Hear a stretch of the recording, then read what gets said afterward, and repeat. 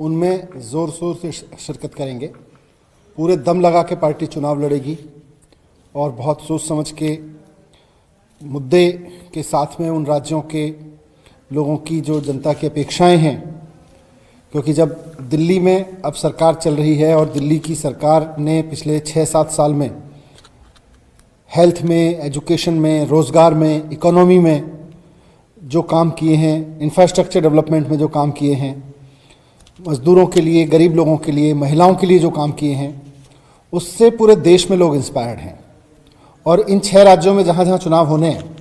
वहाँ के लोग, बहुत सारे लोग दिल्ली में भी रहते हैं, वो अपने अपने राज्यों में बता रहे हैं कि हमारी दिल्ली में तो ऐसा हो गया है, हमारी दिल्ली में तो हमारी सरकार हमारे लिए फ्री बिजली दे रही है, पानी दे रही है फ्री, हमारे महिलाओं के लिए बसें फ्री कर रखी हैं, हमारे लिए इतने बढ़िया इंतज़ाम स्कूलों के कर दिए हैं, प्राइवेट स्कूलों की फ़ीस नहीं बढ़ने दी, अस्पतालों के इतने इंतज़ाम कर दिए अच्छे कि कोविड जैसी महामारी जिसका दिल्ली पे बहुत ज़बरदस्त असर था, उसके बावजूद कहीं कोई क्राइसिस नहीं हुआ दिल्ली में। तो ये सारी बातें इन 6 राज्यों के लोग जो हैं, जो अलग अलग राज्यों से दिल्ली में रहते हैं, वो भी अपने अपने घर में, अपने गांव में, अपने कस्बे में लोगों को बताते हैं। और वहाँ से फिर लोगों की डिमांड ये आई कि हमारे राज्य में भी ऐसा हो सकता है। अगर दिल्ली में 80% आबादी को बिजली फ्री मिल सकती है, तो उत्तर प्रदेश, उत्तराखंड या बाकी राज्यों में, पंजाब में, गोवा में, गुजरात, हिमाचल प्रदेश में क्यों नहीं मिल सकती है? अगर दिल्ली के सरकारी स्कूल अच्छे हो सकते हैं, तो पंजाब के सरकारी स्कूल, उत्तराखंड के, उत्तर प्रदेश के सरकारी स्कूल अच्छे क्यों नहीं हो सकते हैं? हिमाचल प्रदेश के, गुजरात के सरकारी स्कूल अच्छे क्यों नहीं हो सकते हैं? गोवा के सरकारी स्कूल अच्छे क्यों नहीं हो सकते हैं? तो ये सारी चीज़ें उन राज्यों से उठ रही थी। वहाँ के राज्यों से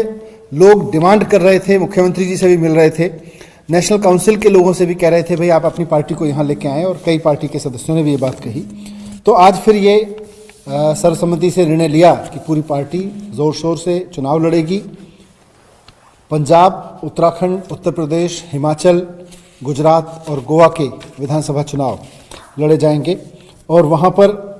उन्हीं मुद्दों पर जिनके लिए दिल्ली में केजरीवाल जी के मॉडल के रूप में देखा जा रहा है, वहाँ के लोग भी केजरीवाल जी के इस मॉडल को मौका देंगे, लोगों के बीच इसको रखा जाएगा। इसके साथ साथ पार्टी में आज किसान आंदोलन को लेकर भी चर्चा हुई नेशनल काउंसिल में, और जो नेशनल काउंसिल के सदस्यों ने भी और तमाम नेताओं ने भी इस बात को रखा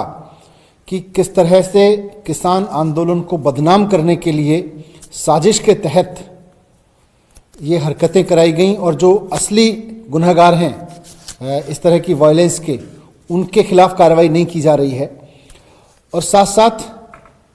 26 तारीख को तो जो हुआ सो हुआ, लेकिन अभी किसानों की जो मांग है, जिसके लिए किसान पिछले 2-2.5 महीने से कड़कड़ाती ठंड में तपस्या कर रहे हैं बॉर्डर पे, वो मांगें अभी पूरी नहीं हुई हैं, वो मुद्दे वहीं के वहीं हैं, वो उनकी पीड़ा वहीं की वहीं है। तो ये भी मांग की गई कि किसानों की मांगें मानी जाएं, ये तीनों किसान बिल वापस लिए जाएं। तीसरी चीज़ जो नेशनल काउंसिल में इम्पॉर्टेंट हुई, वो थी आम आदमी पार्टी के संविधान में कुछ सुधार किया गया है। पिछले 9 साल के अनुभव के आधार पर ये देखने में आया है कि हमारे कुछ संविधान के क्लॉज पार्टी के आगे बढ़ने में व्यवहारिक दिक्कत पैदा कर रहे थे, और ख़ासतौर से उन राज्यों में जहाँ पर पार्टी आगे बढ़ रही है, धीरे धीरे नए पैर जमा रही है, वहाँ भी कुछ ऐसी क्लॉज थी जो दिक्कत कर रही थी। तो उसको और व्यवहारिक बनाने के लिए कुछ संविधान में मामूली संशोधन किए गए हैं, जिनमें से कुछ प्रमुख का जिक्र मैं यहाँ कर देता हूँ। हमारे संविधान में, पार्टी के संविधान में जिक्र था कि पार्टी की जो यूनिट होगी, प्राइमरी यूनिट होगी, वो बूथ लेवल पे होगी। अब ये तय किया गया है कि पार्टी की प्राइमरी यूनिट डिस्ट्रिक्ट लेवल की यूनिट को माना जाएगा। इससे पार्टी को आगे बढ़ाने में मदद मिलेगी। दूसरा, अब पार्टी क्योंकि आगे बढ़ी है, पार्टी के कई एमपीज़ हैं जो चुनाव जीत के आए हैं, कई एमएलएज़ हैं अलग अलग राज्यों में। तो एमपीज़ और एमएलएज़, वो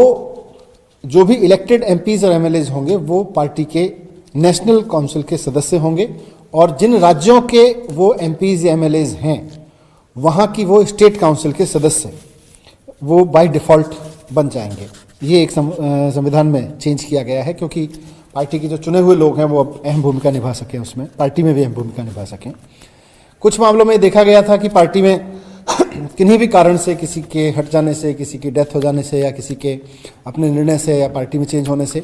बीच में अगर जिला स्तर पे या राज्य स्तर पे या नेशनल स्तर पे कोई पदाधिकारी, कोई पद खाली होता है, कोई वैकेंसी क्रिएट होती है, तो संविधान के मुताबिक उसको तब तक नहीं भरा जा सकता था जब तक अगले चुनाव ना हो। तो ऐसे में अगले चुनाव की व्यवस्था तक वो पद खाली रहता है। तो अब ये निर्णय लिया गया है संविधान में संशोधन करके कि नेशनल एग्जीक्यूटिव या स्टेट के मसलों पे स्टेट एग्जीक्यूटिव अंतरिम रूप से उस पद पर किसी व्यक्ति को नियुक्त कर सकेगी जब तक कि अगला चुनाव ना हो जाए। तो ये एक चेंज किया गया है। ये भी चेंज किया गया है कि पार्टी के सदस्यों को इस बात की पूरी परमिशन होगी कि वो पार्टी के फोरम पर,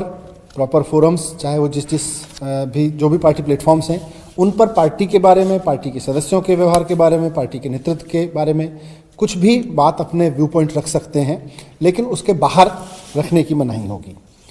पब्लिक डोमेन में पार्टी को नुकसान पहुंचाने वाले व्यूज़ पार्टी के फोरम पर रखे जाएं, वो अपनी पार्टी है, उसका स्वागत रहेगा। ये भी तय किया गया कि पार्टी की जो नेशनल काउंसिल है उसकी मीटिंग्स वीडियो कॉन्फ्रेंस के जरिए भी की जा सकती हैं, क्योंकि अभी हम सब ने पेंडेमिक देखा और उस दौरान किसी भी तरह की मीटिंग कराने पर पाबंदियां थीं, फिर व्यवहारिक रूप से असंभव थीं। तो इसलिए वीडियो कॉन्फ्रेंसिंग पर कराई गई, अगर कभी कराने की ज़रूरत पड़ी तो वीडियो कॉन्फ्रेंसिंग पर कराई गई जो मीटिंग होगी नेशनल काउंसिल की या स्टेट काउंसिल की, वो भी वैलिड मानी जाएगी। इसके लिए दिया गया। एक और चीज़ थी कि परिवार, ऐसे लोग भी पार्टी में जुड़ना चाह रहे हैं जो पहले से किसी के साथ में इंडिपेंडेंट चुनाव लड़े हैं या उनके परिवार के और लोग लड़े हैं। हमारी पार्टी में एक संविधान में व्यवस्था है कि कोई भी व्यक्ति किसी भी परिवार से एक ही व्यक्ति चुनाव लड़ सकता है।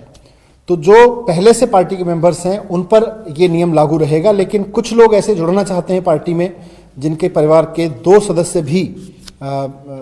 चुनाव लड़ चुके हैं और वो चाहते हैं कि वो अब पार्टी में आके जुड़ें और पार्टी में सेवा दें। तो ऐसे लोगों को भी अवसर पार्टी दे रही है, और अगर उनके परिवार के सदस्य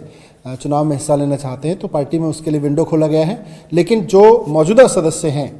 जो पहले से व्यवस्था जिन पे लागू है उन पे लागू रहेगी, लेकिन नए व्यक्ति अगर कोई ऐसा ज्वाइन करना चाहेगा जिसके परिवार में कोई और भी व्यक्ति चुनाव लड़ चुका है, तो उसका पार्टी दोनों का फिर स्वागत करेगी। धन्यवाद।